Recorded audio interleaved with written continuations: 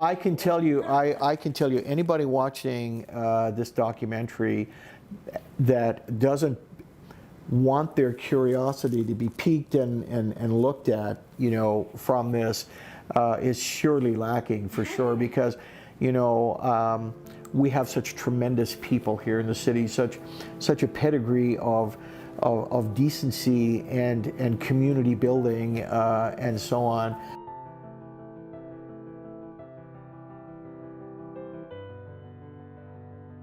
Coming to Red Deer, I didn't really understand the essence of the city, but now, after all this, I think I do a little bit more. We started this journey in October 2022 when we really dove into the currency of contribution and started to meet people.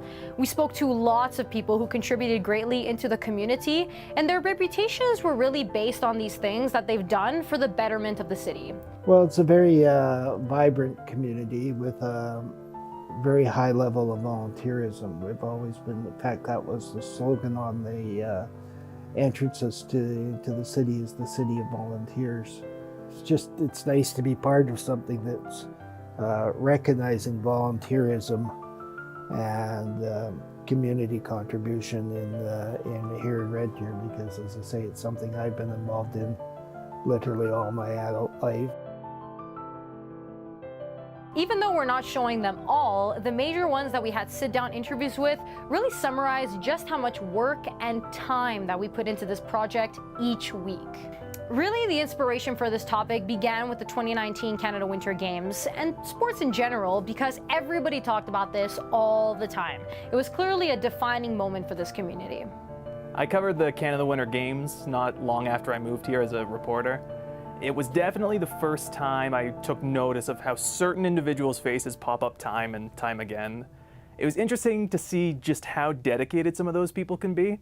One of those people, of course, was Lynn Redford. The biggest fun show in downtown Red Deer that everybody came out for and got into the spirit of the games. It was amazing. So one of the things we did, and here's just a side story, one of the things we did is we had hired a horse and wagons, because we were trying to have a theme of marrying the rural with the urban, and that's what Red Deer really was. So we put the committee into the wagon, and we had Ron McLean and his wife Carrie waiting in the wagon. So that was amazing in itself. We went down the street, and if you're thinking we're going north from the rec center, from the curling rink, we're going north, and then we have to turn on Ross Street. And we turned the corner on Ross Street, and you could just look down past City, you could see all the way down past City Hall.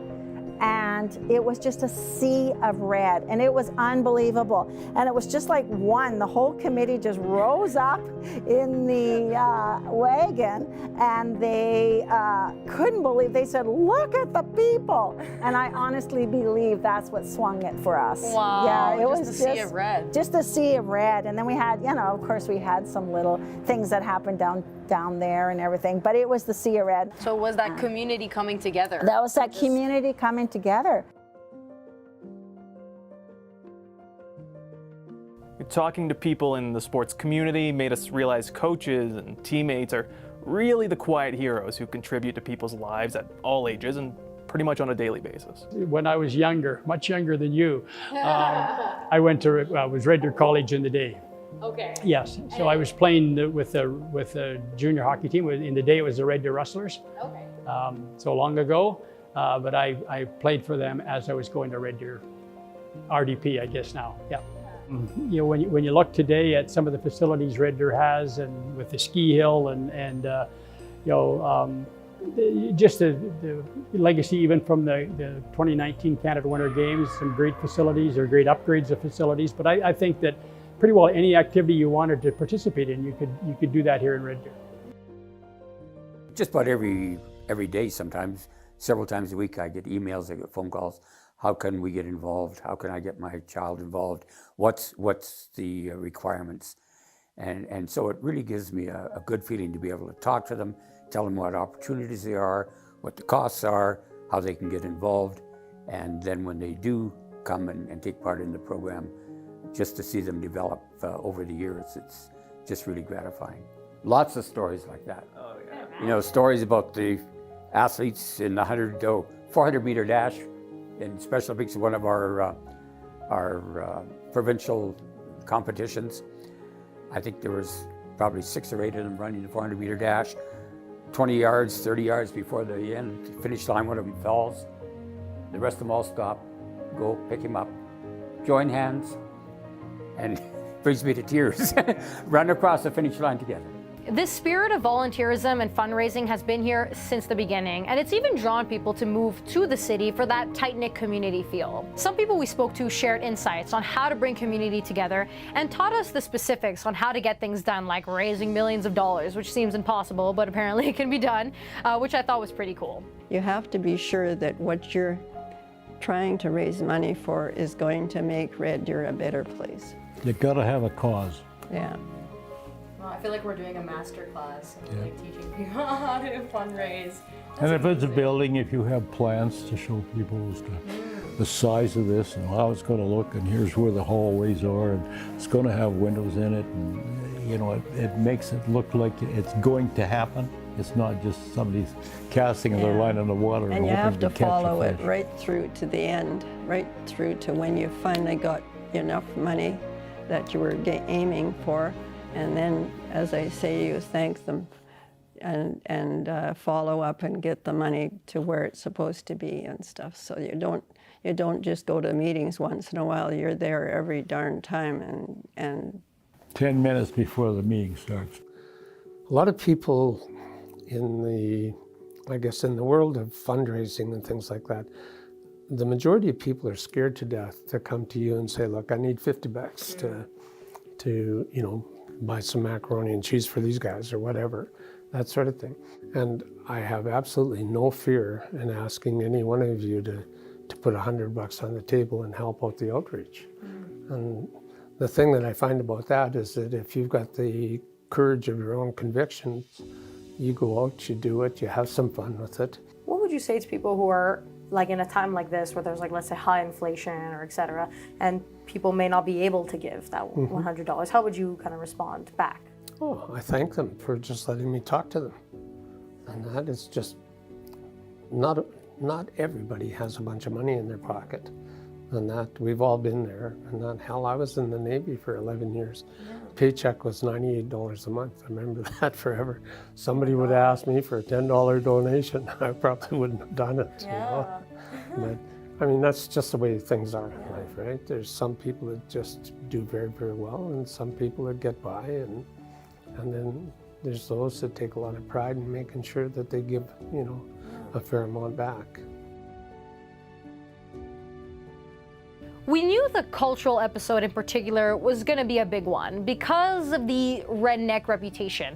But we learned a lot along the way of how many cultures are actually present in Red Deer. It's really a growing population and people are moving to the city.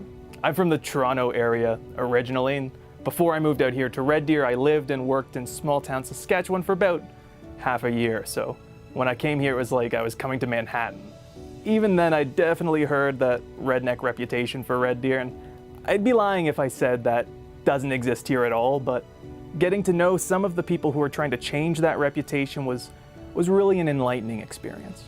We chatted with all kinds of people from different cultures that make up different perspectives within the community. It takes a lot of guts to try to bring culture to the forefront in a city that you might think will present some resistance. But there are plenty of people who have contributed to making everyone in the community feel welcome and a part of the city. I think we have known that immigration will become more and more prevalent in Canada. Canada has a declining population if it isn't for immigration. So economy depends on immigration. Population growth depends on immigration. Healthcare depends on immigration. There aren't enough healthcare workers in Canada, so you have to bring immigrants who will bring those cares to you.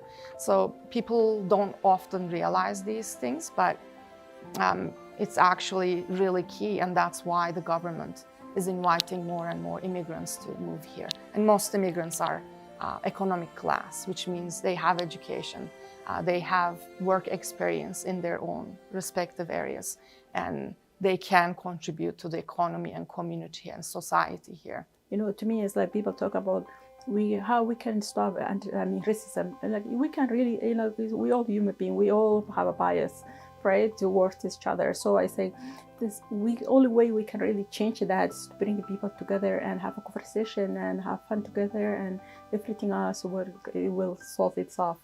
But we have to bring that positive light to people, and things will change.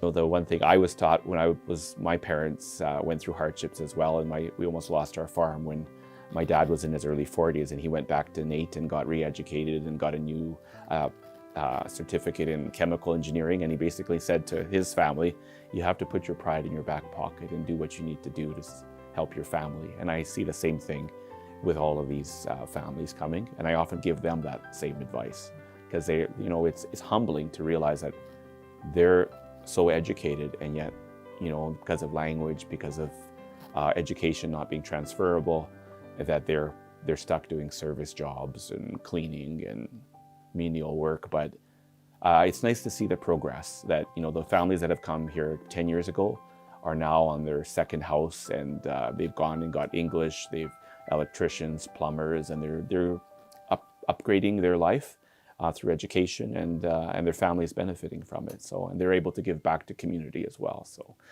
I like to see that, that it's going to continue to, the circle of life is going to continue, and that paying it forward. People say, what were your goals, or what were you? I don't do that. I always think of it as, Creator will put me where I'm supposed to be, and all I got to do is keep my eyes and ears open and go when called. So now, again, every person is going through their own journey as far as, me, I was 60 scooped, I didn't grow up in the culture, on and on. So it's, I don't know, eventually you learn things, right? And people will hold you, will help you, and some people will hold you back because, you're not res enough or whatever, But the truth is everybody's journey is legitimate. The most impactful episode surely was the one we did on homelessness. There was so much content that we had to combine 2 episodes for it as we went along. I know I've had some negative experiences in this area within the city. My friend was living in the downtown when I moved in with her when I first came to Red Deer, so I've seen some stuff, and particularly as a journalist, hearing all sides of the story, I understand why people are frustrated. And it doesn't excuse certain behaviors like vandalism or, being followed or public defecation or anything like that. So I think it would be very negligent to not understand this side of the story. That's what being objective is, to hear all sides. And that's why Kath Hoffman was my favorite interview by far as a result. I honestly think that people should see that entire interview for its 45 minutes raw, because she really spoke to everyone, on behalf of everyone. She was captivating, hilarious, emotional, and real. She advocates for this population on the daily, and she contributes to helping them every day. But she also acknowledges the realities of how it impacts others. Like, for example, she said, when people overdose in the temporary shelter bathroom and it hurts the employees that work there. She was honest about everything. She made me see everything in a new light and question what I know. And for that, I'm really grateful for her, because I've really grown from that interview. Yeah, I remember the first time I had a teen call that phone, and I believed in harm reduction. Safe Harbor grew up with that philosophy. It's in our DNA. And we say we're going to meet people where they're at, right? And I believed that. I thought, oh yeah, I can wrap my head around that, right? And then this teenager phoned me. And all of a sudden, it occurred to me that I didn't want to give that kid a needle. On the contrary, I wanted to pick her up and, take her somewhere and get, save her, right? And thank goodness I had a daughter at the time who was 16, and I had the good sense to think, if that was my kid right now in this situation, I would hope to God she would have a clean needle, and then I could kill her later, right? But that was my first experience of having that belief I had being stretched to fit you know, not what I just assumed was the need, but I had to stretch it. I had to make room for that and recognize that, holy doodle, this world is different than mine, you know? And I think that's what we struggle with to this day. The biggest takeaway for me was stepping foot inside that shelter. It's easy to read about what happens in that world or listen to someone talk about it, but you really gain a whole different level of perspective when you enter that world. One thing Kath said that stuck with me was how when you go inside the shelter, it feels like your senses are assaulted. I thought that was a pretty powerful way to put it.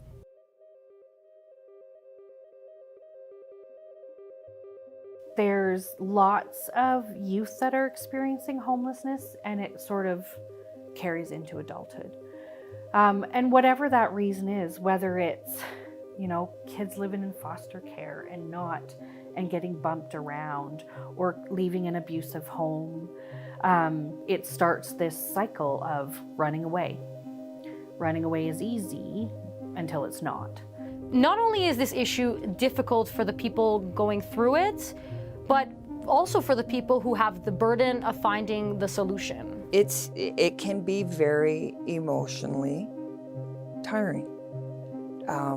People talk about compassion fatigue and various different things. And you see that in service and caring professions, right? Where you spend so much time listening, and you can have what we call compassion fatigue, where you start feeling that physical, emotional fatigue from helping with people. That's why it's so important for us to become aware of our own mental health and mental wellness, and what do we have to do to stay well in this job, right? Well, the leaders in our community said the best response to NIMBY is leadership. And there will come a point where we need to make the decision, understanding the concerns that that neighborhood has, because there are ways to maybe not 100% resolve them, but to work through it. I do think that part of where the new location is that we need to have the community get to know people who are working at the shelter, as well as maybe volunteer. It really needs to be that community place. The best way to learn about a place is by getting to know the people. There are so many more stories out there from different people. It feels like we hardly scratched the surface. For me, learning how to create my first video-related project has been an amazing experience.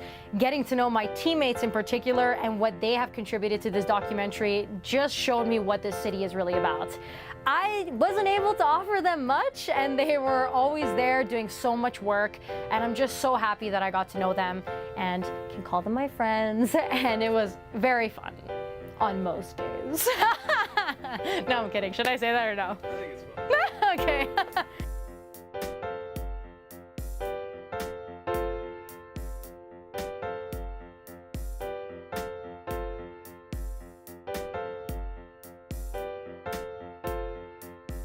In Red Deer, contribution is a currency that never decreases in value. And I hope that this documentary shows that.